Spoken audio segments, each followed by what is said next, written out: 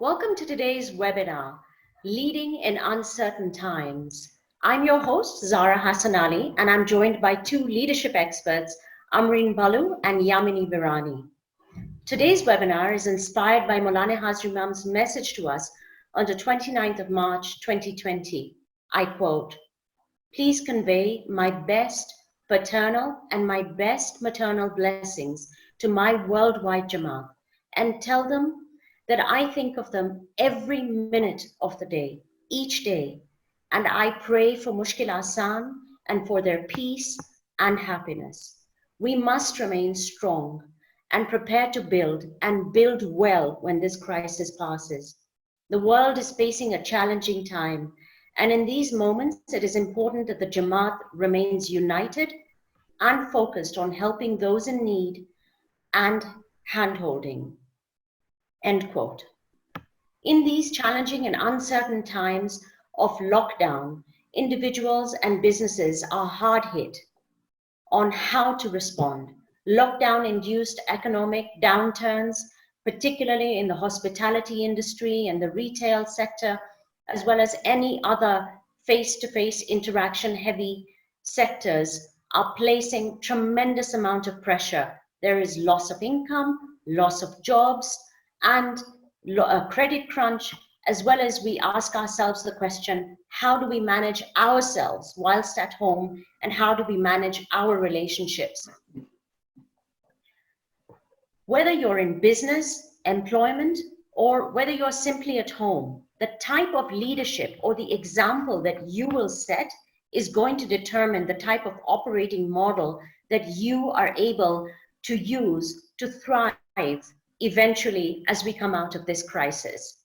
To answer burning questions posed by businesses as well as individuals, our leadership coaches are going to share with us some strategies from a business perspective, but also from a personal leadership perspective. To give you a bit of background, Amreen Balu is a certified professional life and family business coach with a Masters of Education, CPCC. Drawing on her experience as a second-generation business leader, Amreen's family business coaching looks at how to create successful intergenerational linkages and creating a safe space for multi-generational family businesses to thrive. Originally from Nairobi, she currently lives in Canada. Yamini Virani, founder of Celebris Business Strategies, advises CEOs and senior executives across Africa and the United States on sales and building strong leadership capacity. She authored Amazon's #1 bestseller, The Sales Accelerator, How to Expand Your Sales Capacity to Compete Successfully in Any Market. Yamini also writes for Forbes on sales and leadership. So now, over to our first question. How should we lead our businesses right now? Yamini? Thank you, Zara. It's great to be on this webinar with both you and Amreen, and I look forward to our conversation. Zara, you're right. We are in an unusual time, and I think maybe that's to say we're in an unusual time is also an understatement, really. Not only are we dealing with what's going on health-wise, but I think as leaders, we also have something called emotional contagion going on right now. How we handle our emotions impacts the emotional climate we create for our team. Our teams take the cue from us as leaders in terms of how much of themselves they should bring into work, how they should respond to us and engage in problem solving. So I think it becomes really important for us as leaders to really look at ourselves in a different light and question the way we lead at this time and assess, is this the right leadership style we're bringing? And one of the things that I find which is really important right now is to look at our leadership style. While it's important to be in crisis mode and deal with challenges and jump in and take action, it's important, it also actually gives us a sense of, being a little bit of the Superman syndrome, if you will, to jump in and save. But one of the things that I find really useful right now is stepping back a little bit and bringing one of the most important tools that we have as leaders, compassionate leadership. as we work with our teams, we work with our businesses, and we engage people. Compassionate leadership is really more about leading from the heart than the head. Yes, you want to be able to solve problems right now, but you also have to take a long-term view of what's going on with people around you. And that, in my opinion, right now, is the most important tool in your leadership kit right now. When I talk about compassionate leadership, what do I really mean? It's a little more than being empathetic to what is going on with your team, with the people around you. Empathy, I like to describe it this way. Empathy is about saying, I totally understand where you're coming from. I see what's going on for you. Compassionate leadership is jumping in, rolling up your sleeves and saying, how can I help right now? How can I get into the trenches with you? And in this time when people are looking for more guidance and more leadership, I think that becomes really important. And not only for the people we lead, but I think it's important for us as leaders because it helps us build our own resilience. When we are focused on helping others and helping our teams to come out of this situation, it builds our own resilience. It keeps us focused on action. And we're not passively waiting for things to happen. When we are in empathetic mode sometimes, it can be a little bit distracting in the sense that you can tend to get back into the pity party yourself. But I think when you take action and are more proactive, it helps you make the right decisions and take the right actions that is actually going to improve the well-being of your team. And when people are jumping in and when you're jumping in and helping with what needs to get done, I think it creates a sense of belonging for your team. It increases the loyalty because they know you are in it with them. And literally, when you look at studies that have been done around this subject, it directly impacts the level of engagement your team brings into your business right now. When they know you are going to be in it with them, they are more willing to put in the extra mile and go the extra mile for you. And it has actually shown to impact performance upwards when you can bring that style of leadership. So I think one of the most important things that we have to remember right now is how are we leading? How are we making a conscious effort to remember that? Not so much in putting out fire mode, but also leading with the heart and understanding that there are people around us who are also going through difficult situations and we are in it together. So I think that's my take on how we need to be assessing our leadership style right now. Ambreen? Thank you, Yamini. Again, so the question we have is how should we lead our businesses right now? One of the advantages we have, there are multiple intelligences we have available to us as leaders, and it's emotional intelligence that's our superpower right now. Yamini talked about leading from the heart. And we know that emotions drive behavior, emotions impact people, and it's up to us how we use our emotional intelligence to determine, are we going to be impacting people positively or negatively? Hopefully it's not negatively. So this visual is about our oxygen masks. Taking the time as individuals, as leaders, to take care of ourselves first. And I don't mean that from a selfish perspective, but that if we don't have our oxygen masks on, if we're not taking care of ourselves, how can we possibly lead from a place of balance, from a place of strength? And that's what our people are looking for from us.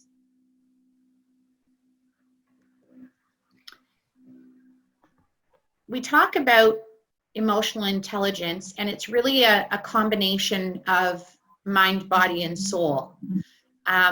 When we step into self-leadership, it requires us to engage a balance of mind, body, and soul approach, and really have a really good, keen sense of self-awareness. We'll start with the mind. What's really important right now, we're in an environment where there's not a lot of structure. Things have changed radically, and they are changing regularly. So it's important to think about, what do I have control over?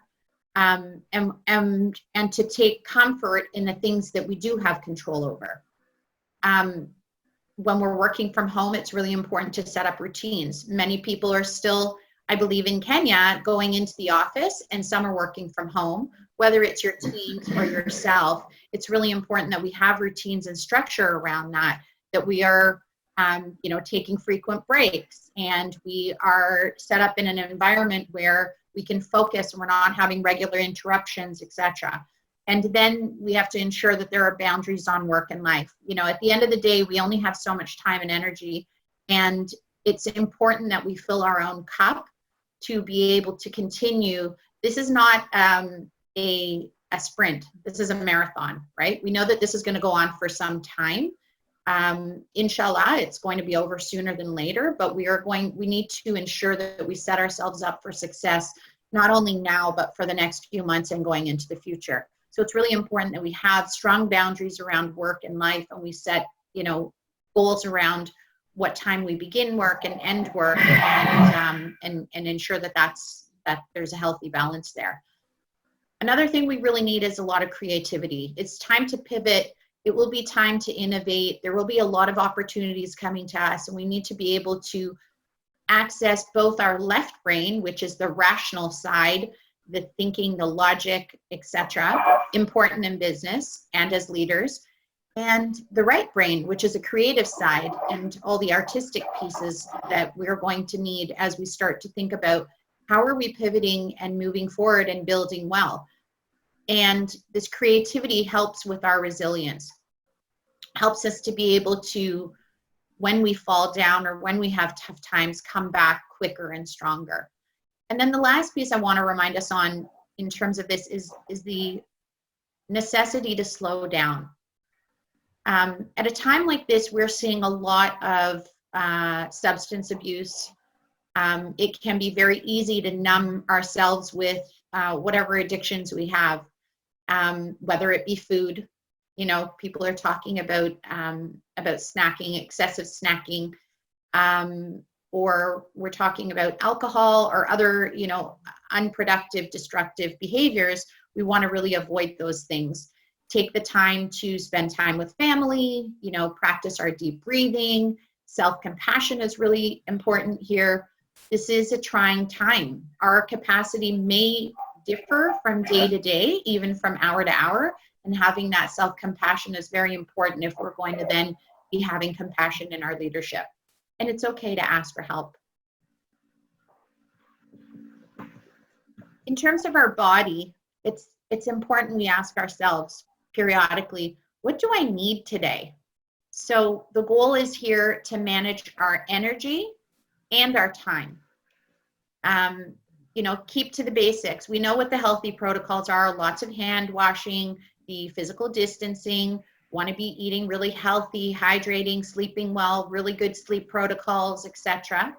And taking breaks, as we talked about, avoiding those destructive behaviors and gifting yourself. If you were to stop for a moment right now and I were to ask you, what do you need today? What would come up for you? And ensuring that you give yourself those things. And when we think about our soul, or that part of us that, engaging that part of us that is going to allow us to come at this time from our best selves. We all have individual practices around how to nurture ourselves. Our faith provides us with lots of tools. The Imam has talked about helping others, that seva culture is part of our culture. And Yamini talked about energy being contagious. It's our choice. So are we choosing anxiety or are we choosing calm?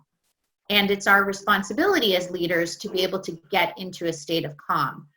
Our values, I was speaking to a leader last week, and he was sharing how challenging this time is and how our values are truly being tested right now. We may as a family or as individuals say, I really value giving back or helping others. Well, now is the time, right? It's really a test of our values and an opportunity to step into, those honorable things that we have desires for.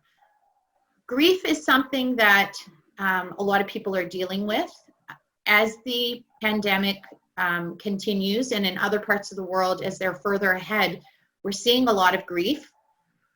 It's something to be aware of. There's a lot of research on this topic, 5 stages of grief, etc. And it's important to realize amongst those who we're working with, our families, ourselves, there's a lot that we are letting go of.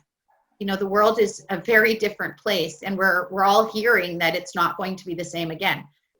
And in some ways that there is, there are silver linings around that, but it's also, a time to realize that there's a lot of grief, and we need to be able to manage that. And one of the ways that we can keep perspective during this time is to really have an attitude of gratitude. So incorporating something like a gratitude practice at the beginning and the end of your day is something that can bring a lot of perspective to us. When we find gratitude, it helps us to put things into perspective and understand that despite the challenges that go on, we still have, I'm very grateful for my family. I'm grateful for the roof over my head. I'm grateful for the ability to put food on the table, grateful for the work I do or for the people I'm able to help, etc. So if you were to think about for yourself, we can do this right now.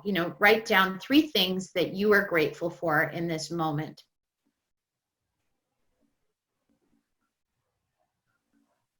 And that's something you can practice every day.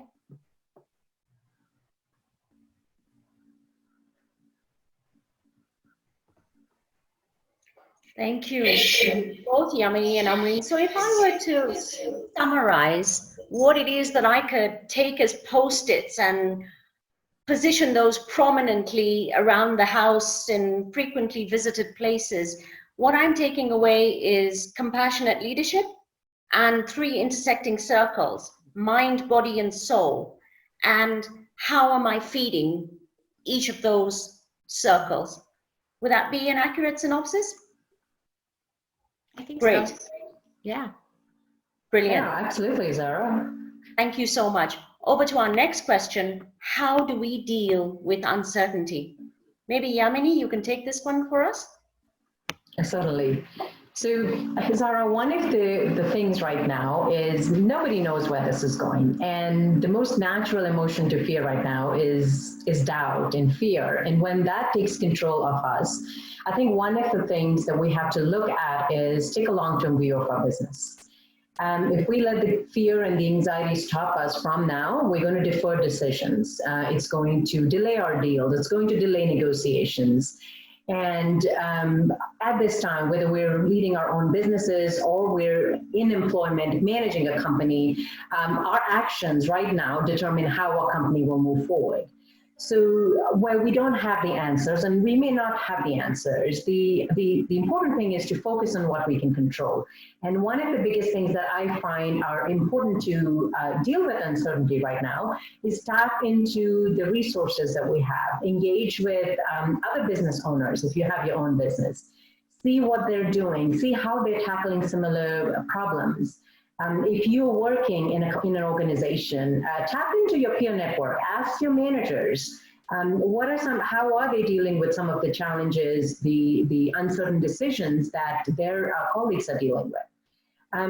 We don't have the answers. We can only control what we know. So focus on what we know. I would really focus on educating myself and trying to get as much information as I can surrounding what I can control.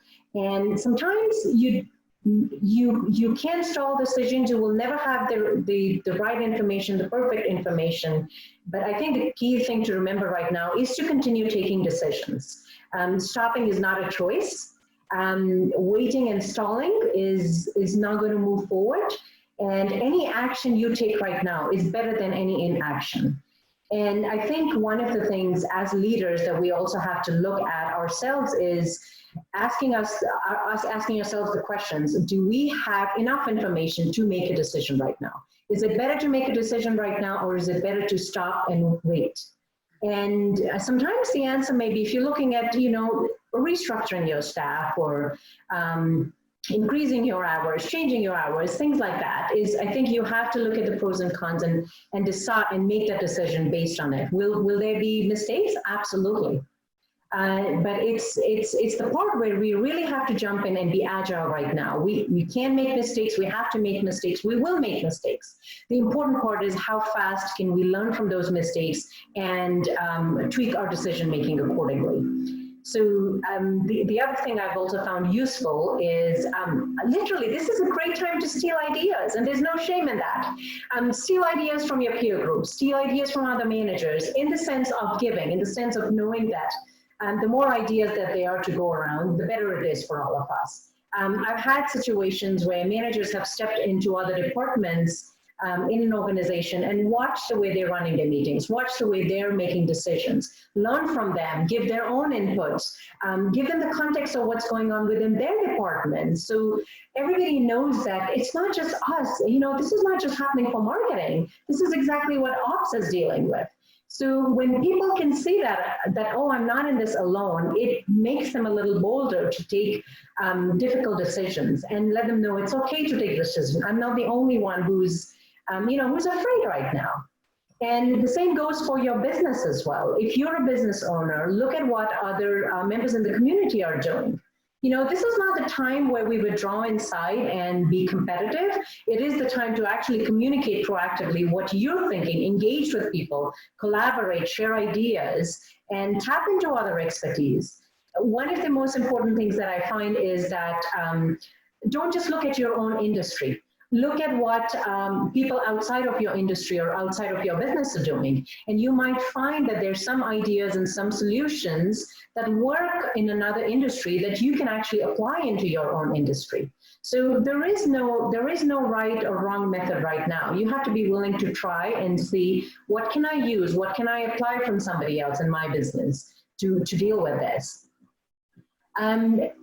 One of the things I always encourage leaders to do, and this is a really great exercise to do yourself, is your team is looking up to you to make decisions and lead them towards a path of some kind of sanity, some semblance to the way things are going to be. And when you make decisions, or when you feel like you're stalling or you don't know what the right decision is, I want you to really think about the people you really admire. Think about the leaders you admire the most. What is it that they do that allows them to handle this state of ambiguity or flux efficiently? And you know, when you look at them from the outside in, you know what you expect of them. That is exactly what your employees, your teammates are expecting of you. So think about what the leaders that you admire are doing, and what are some of those qualities you can bring into your own organization, your own business. I had a very interesting chat with one of the leaders of a bank, and I asked him this question. I'm like, who do you admire really? Right now, based on the leadership that you're seeing around the world, what's coming out for you? Who do you admire? And he mentioned the name of Andrew Cuomo. And he said, you know, I really like what Andrew does because he tells it like it is. He's transparent. He tells us the truth. When he knows the answer, he'll tell us that. When he doesn't know the answer, he'll say that. And I think that's the most important thing right now is to build trust. And trust comes with transparency. If you can engage with your employees in your business, at work, whether you're working in a corporate, you have your own family business, and be transparent with them. This is what I know. This is what I think the month's going to look like. This is where I think the opportunities are. I don't know how this is going to turn out, but let's keep talking about this every day. Let's communicate proactively so that we can all come up with solutions as we go through this together. And I think that's the number one thing that is critical right now in managing uncertainty. When there is a communication gap, when we are not addressing the fear and the uncertainty, what we do is open the path for grapevines to start up. And the person on your team, whether it's in your business or at work, you're working for an organization, the person who's going to be most vocal right now is going to have influence in setting the emotional climate, in setting the way your peers, your employees handle this. And you do not want to create a communication vacuum at this time. Whether it's good news or bad news, people still want answers. I mean, speaking for myself, I'd much rather know yes, no, is it good, is it bad? That's okay. I can deal with it myself. But no news and not talking about things that matter the most to your business right now is more dangerous than ever. So if you are, if you're dealing with clients who are, you're feeling uncertain that they may not renew their contracts, they may not continue, talk to your sales teams about it. Talk to them about the concerns you have and brainstorm ideas about how you can things turn around. But if you just do not address that, there is absolutely no way you can find solutions. So that's what I've really encouraged people to do when they deal with uncertainty, is keep the communication flowing. And when you can acknowledge that you are in this uncertain situation, it also gives your employees and the people around you the permission to acknowledge and say, I don't know, but this is an idea I have. Do you think it might work? Can we at least talk about this and explore it? And it really helps you move forward versus being shackled in fear. So take pragmatic action, really focus on what you can deliver right now, focus on the factors that you have control over. Your business, yes, is going to change drastically, but at the end of the day, you're still delivering value. You're in business for a person. You still have a mandate towards your customers, your employees. So focus on what you can deliver. If you're delivering a service or product, think about how can you make it better? How can you be in sync with what your customers are expecting from you? Can you deliver more value right now? The other thing is build your own learning agility. What I mean by that is look at what's happening around you. Stay in sync with the market. Keep your pulse on the market. What's changing? Talk to your customers more often. Ask them what they want to see different. And the most important part is look for clarity from, and this is especially true of people working in larger businesses where you're reporting to somebody, and sometimes it can be a little intimidating. How do I go to my manager or my boss and ask him, help me understand what you mean by that? Can you clarify what you mean by that? But by asking questions around difficult situations, we engage in a conversation. We give them permission to question their own thinking. And we don't want to be yes people right now. We want to be able to question people's thinking about a solution and a problem so that we can get more ideas out of that. And so don't be afraid to question your boss or your leader, and respectfully, and ask them what are the solutions they're thinking of. Here are some ideas I'm thinking about. Have you thought through this? Even engage in those questions with your customers. This is the way we're thinking of serving you. Does this make sense for you? What would you prefer? What would you see differently? And I think everybody is looking for clarity, and clarity doesn't come unless we ask for questions. So focus on what you can control, take pragmatic action, build your own agility in terms of what can you learn and what can you do to keep your pulse on the market. Brilliant. So, thank you so much, Yamini. So what I'm hearing is that agile decision-making with a pinch of transparency is critical to survive these times, right? Yeah. Moving on to the next question, how do family business leaders respond best to this crisis? Amreen, do you have some insights for us? Yes, absolutely. So this is a time, within our community, for example, we know that there are a lot of family businesses amongst us. And there is a model that was developed quite a long time ago by Davis and Tagueri. It's called the three-circle model of family business. And what makes family business complex is the overlap of roles that we play in business, the hats that we wear. We wear the family hat. So we have conversations around a dinner table, with all different generations, G1, G2, G3, whatever it is. We wear a business hat. Some of us actually work in the business. Some don't, some do. And then around business, there are different types of conversations. Are we open? Are we closed? How are we serving clients? Having those conversations with clients that Yamini talked about, staying agile, looking at our products and services. And then we wear an ownership hat, which is, what kinds of financing decisions are we making?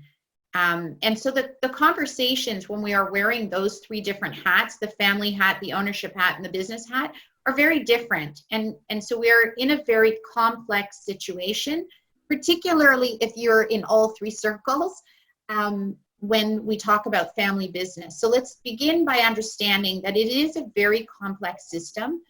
In family business, there's a large, family businesses make up over 70% of the global GDP. So we know that they have a large influence on the economy.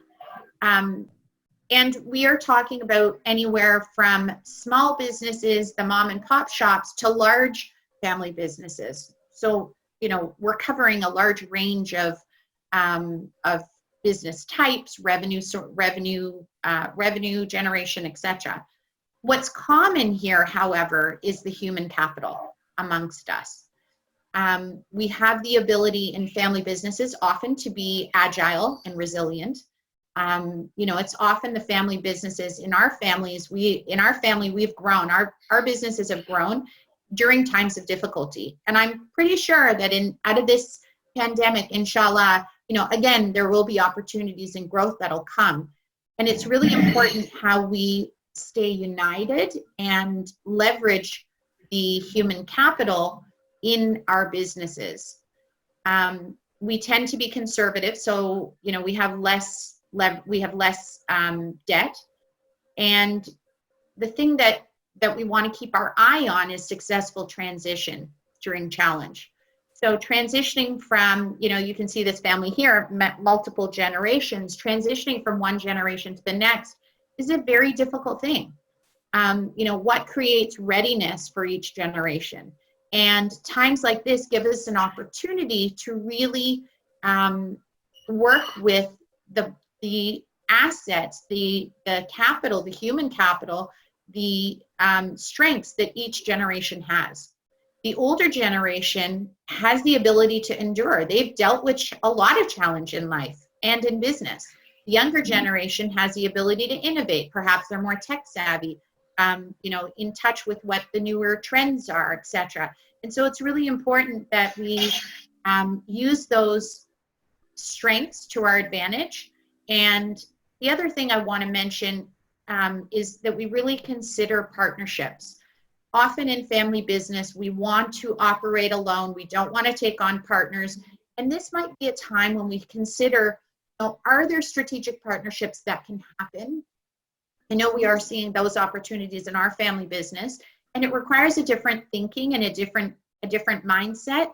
But there are a lot of opportunities that could potentially come if we open ourselves to partnerships. So, leveraging the human capital, staying united. At the end of the day, we're all in the same team, right? In a family, we're all in the same team. And how do we take advantage and really use those assets that we have in this complex system to move us forward in this difficult time? Over to you, Zara. Thank you. So what I'm hearing is it's really important to leverage human capital and to adopt a blue ocean strategy in the way that we decide on who are the partners and collaborators in this brave new world that we're navigating. Absolutely. So for our fourth question, we have, how do we keep ourselves and our teams motivated, engaged, and productive? And indeed, this is something that I can say personally, I do struggle with. Maybe you guys can shed some insights here. I know, right? Zara, I totally agree with you. And this is hard. It's hard to keep ourselves motivated, forget our teams, right? But here's the deal, is your team is looking at you for leadership. And unless you engage your teams in this, there is no way you're finding a solution out of it. As leaders, we don't go alone. We need to get our teams on board. And especially in a crisis, a lot of times what happens, leaders get into command and control mode, and it's natural. We're dealing with a crisis, we're putting out a fire, we need to make tough decisions, and we need people to follow. And it's important, there are times that you'll need to do that, and there are times where you have to step back, and also lead from the heart. And not just lead from the heart, but also know that unless you engage your team, you're not going to have buy-in. You can use the command and control for some time. Maybe, yes, you're going to be putting out fires and you want people to act when you want them to act, but that's not sustainable. It's a sprint, it's not a marathon. And like Ambreen says, we're in this for a long time. We don't know how long it's going to get. And regardless, you want your employees and your team members to bring their best thinking and their best work right now. And so before, in order to do that, you actually have to talk to them about the why. Why are we doing this? Give them the context of the problem you're dealing with. If it's about generating revenue for your company, you actually have to be willing to show them what the impact of not doing something that they need to do is going to be and how it's going to impact your business. So really get good at starting with explaining the why before you get to what needs to be done. Unless people understand why you're asking them to do something, they're going to be disengaged. Like, why am I doing this? What's the reason? How do I do it? Doesn't really make sense to me, right? And I think this is really important to engage in those questions and ask people, take people through that. Well, what do you think about it? Why is this not a good idea? Or do you have another idea? And the more clarity that we can provide around the goal and how it's going to be executed right now, I think is the most important part.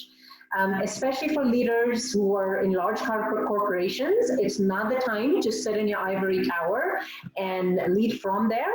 I think the question that comes up most importantly right now, the question you have to address with your team is, how does it relate to my role? And how is it going to achieve the expected results that you want this to achieve, this action to achieve? So before you ask people to do something, explain to them why. Tell them how it relates to their role so they know how they fit into the larger picture. If they don't see that, you're going to get short-term results. And in a family business also, it's important that your employees understand that. If you're just asking them, telling them what needs to be done, the value is going to be very short-lived. Increase the transparency. I think we've already talked about that, about what you are sharing with your team, what you know, what you don't know. And what I'd like to do is I'd like to actually really share a simple tool with you. It's simple, you may be using it in your business, but I can't tell you how many times I go to both family businesses and larger corporations, and there are huge gaps in this. So it's a 6-part process, 6 steps, very simple, but I want to take you through that. So as you look at the way you're leading your teams, you can figure out where are the gaps, what are some things I can do. And the reason I'm showing this tool with you is because you want to engage your team members and you want to get their best thinking out. So the step 1 is, of course, starting with a very specific goal in terms of what you expect from a project. If it's a project, if it's a task, if it's a month-long project you want them to work on, be very clear about what the goal is. Get as specific as you can. This is what it needs to look like. This is what the end goal looks like, because they can't read your mind. As much as we love it, as much as we love telepathy, they can't read your mind. Let's just get that, right? And so describe what the final outcome looks like. Make sure it's specific, it's measurable, it's achievable, results-oriented, timely. You all know what SMART goals mean. But what I like to do is, sometimes as leaders, we are okay with setting goals, but this is where we kind of fumble. And when we set a goal for our team, we literally get into the parent mode and say, these are the actions I need you to take, which is great, but then there's no engagement from that. If you have kids and you have teenagers and you tell them to do something, if you don't explain to them or get their buy-in, it's never going to happen, right? It's pretty much the same with your employees and your team. Is if you have a goal, instead of suggesting to them, here are the 3 or 5 things you need to do, ask them, so here's a goal. What do you think are the 3 or 5 actions you can take to actually achieve this goal? Why are you doing that? Because if it's their idea, guess what? It'll get implemented. Yeah. The other thing you want to do is set very clear timelines. And as much as we think that we're doing it, 9 out of 10 times, both family businesses and corporations, when you're leading teams and corporations, this doesn't happen correctly. And that's cause for a lot of anguish, a lot of frustration in the end of why things didn't get the way you wanted them to get done. So once you've set a clear timeline, you want to specifically describe or ask your team member to describe the milestones, what they will be tracking to make sure that the task is in line with what the expectation is. So it's almost like if you're traveling from, if you're driving from Nairobi to Mombasa, you need to know that you've reached Voi, otherwise you're probably on some other way, right? So it's very similar to that. If you have a task, break it down into bite size and get your team to report to you on every aspect of it. Maybe you get them to report every week on not just the timeline, but the task that they've completed. And number 5 is particularly important because we can set tasks and we can give them the actions to take. But what I find of great value here is asking your team and saying, look, you know, this is great. Your plan to generate sales looks great. Tell me about what are some of the problems you think you might encounter. And if you were to come up with these problems, how are you going to solve it? And what that does is it gets your team members to pause and actually think through the problems and say, well, I never thought about that. Maybe this is something I can do when things go wrong or things don't work out the way I want it to be. And it's also a great way to give your input and say, well, you know, have you thought about that? You know, maybe if this happens, this is what I would do. And what happens, then this becomes a two-way conversation. It's not you telling them, here's the goal, you know, I need you to go get sales, go do it. Go figure out how to do it on your own. The thing is, what you might expect might be very different from what they come up with. And that's why it's important to go through this exercise step by step. And an hour of planning literally saves 8 hours of activity. I work directly with sales teams, and I can't tell you how many times that towards the end of the month, they are struggling sometimes to get to their goals because they then think about things early on in the month or the quarter, right? So that's why spending time right now is really important with your team members, getting them to specify the goals, what are the actions that they would take, the timelines, the key things that they would be measuring along the path. And finally, the most important part is asking them what could go wrong, you know, and if it were to go wrong, what would it be? And finally, when you've gone through the process with them, go over and have them recap it for you and tell them, you know, both of us talked about this. Share your understanding about this process with me. What do you think about it? And as they're going through the process, it really serves two purposes. It clarifies in your own mind that they have really understood the project that you want them to do. And as they're repeating it to you, it also solidifies in their mind that, okay, this is what I'm expected to do and this is what I will do. So you're both on the same page. We're dealing with a lot of uncertainty right now. And the last thing you want to do is make mistakes that can be avoided.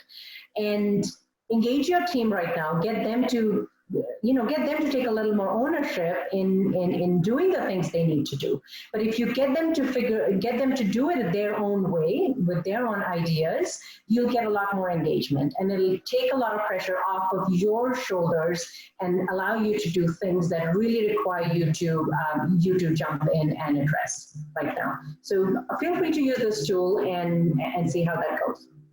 Over to you, Zara.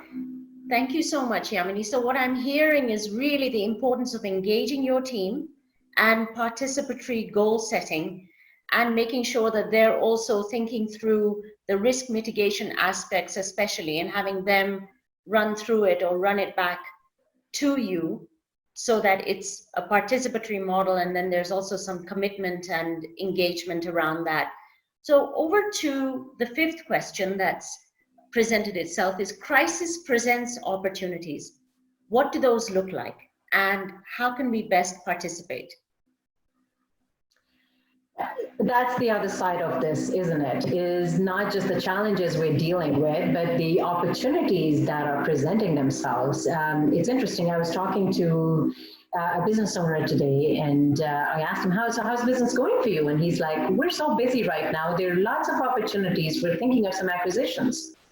And that just goes to say that if your headspace is in the right place right now, there are a lot of opportunities. the thing is, we can't be mired down with what is going on in our businesses right now. We can't take the short-term view. It is going to be tough in the short term, there's no doubt about it, but I think it is about perspectives. It is about looking at the long-term view. And for a lot of businesses right now, and both family and corporations, I feel like the benefit of this crisis has been to really question the assumptions we've made about our businesses. Things are going to change in the next 5 years, you know, with more advanced technology, with AI permeating every aspect of what you do, there are going to be major changes. And maybe this is a little bit of a wake-up call in terms of saying, you know, is the business model that we have right now viable?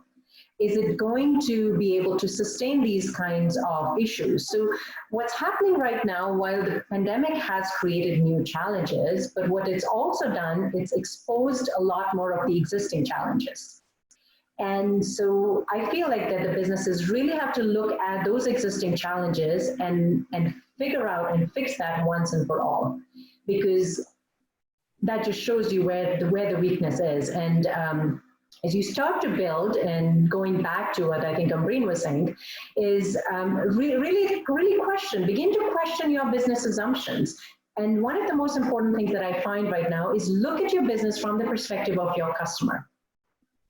If you do a mystery shopping on your business, are you providing that kind of value that your customers are expecting of you right now and will expect from you in the future? So this is a great time to really go back, fix a lot of your internal processes that may be broken.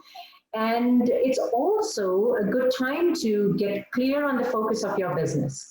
You know, if your business is serving multiple sectors, this is a good question to say, you know, do I need to be everything to everybody right now? Or is it better for me to really narrow my offerings, focus on a niche, and get more specialized around that? So it's a good time to look at your business model, good time to look at your supply chains, your whole distribution ecosystems, to make sure that they're all working in sync with each other.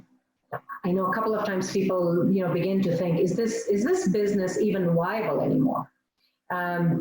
It's a great question to ask, and sometimes you may not like the answer, but it's also an opportunity to now reinvent and say, okay, so where do I cut my losses and do I go into something else? What parts of my businesses are still viable and can be revived with a different approach? And I think those are some really tough but important questions we need to be asking ourselves. We are not going to go back to the old way of doing business. I don't believe that's going to be possible. So knowing that things are going to change, I think acknowledging the current situation is important to acceptance and being able to explore what new solutions they are. And a big thing right now is really learning new skills. When it comes to leadership, is really understanding that in any business, what's going to work right now is having more engaged teams. It's having better processes. So especially with family businesses, and I know I've had family businesses myself, and one of the things family businesses are guilty of is the processes. Is rather the lack of processes and systems in place sometimes, and a lot of dependence on the owner himself or herself. And I think that is what we're going through right now, is also the ability to question, you know, can this business still run without me being so involved in the day-to-day running of it? And really, if you're a business owner, your business should be able to run without you. You should have created a system where it can actually run without you. So those are some things you might want to look at. Do you need to put structures in place to make sure that systems are there to run your revenue streams, your marketing, your operations? Look at all of that. You know, we've always done things a lot. We have to be willing to accept that what made us successful before may not work right now. We have to learn new skills, and which also means we have to unlearn the skills that have made us successful. And I know that's a really hard one for people to say, well, you know, I've always worked hard. What do you mean I have to unlearn those skills? But maybe working hard is not the solution. Working smart is the solution. Bringing more of technology in your business is a solution to a problem that you've always been fixing in a different way. So those are some questions I think we have to ask ourselves, and we have to look at multiple perspectives and merge those as we look at how to take advantage of the opportunities that exist right now. So, Amreen, your thoughts on that? Yeah. So as Yamini described, you know, we're moving to a place where ideally as business leaders or, you know, leaders within our work or leaders even in the home, we want to be working on the business versus in the business. And how do we do that? You know, fear is not a productive place to be. During this pandemic, there's a lot of fear, there's a lot of uncertainty. We've talked about that. And we want to be moving, like this model shows us, from fear to learning and to growth. So we talked about, you know, ensuring our mindset is really solid, that we are taking care of ourselves, that we're, you know, looking at our self-awareness and really having time and the opportunity, creating the space to step back and reflect on our businesses, reflect on our leadership, reflect on those who are around us and how we can be surrounding ourselves with people who have strengths that are different from ours. Our energy, like we said, is very contagious, right? Are we choosing anxiety or are we choosing calm? Are we choosing hope or are we choosing fear?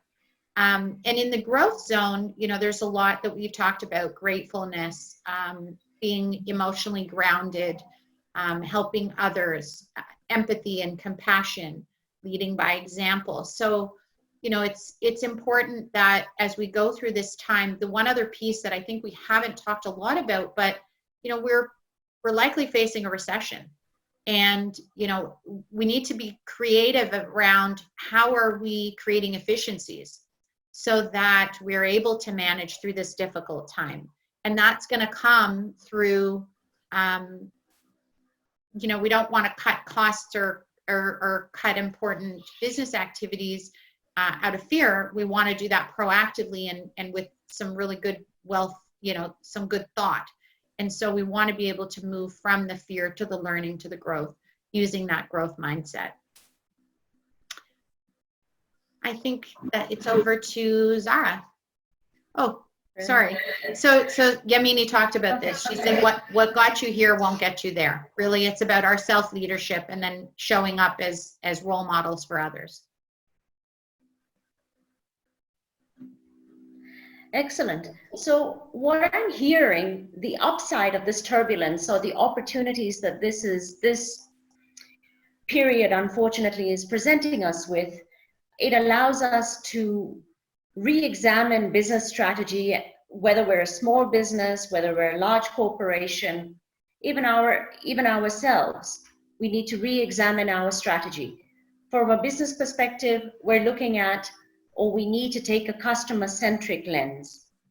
We need to think about streamlining processes and the efficient integration of technology therein. And using a growth mindset, we need to be able to be open to learning new skills. I mean, one example that comes to mind is the health sector, the allied health sector. And I wonder if you ladies would agree with me that, for example, here in Kenya, telehealth wasn't playing such a large role in providing healthcare services to people.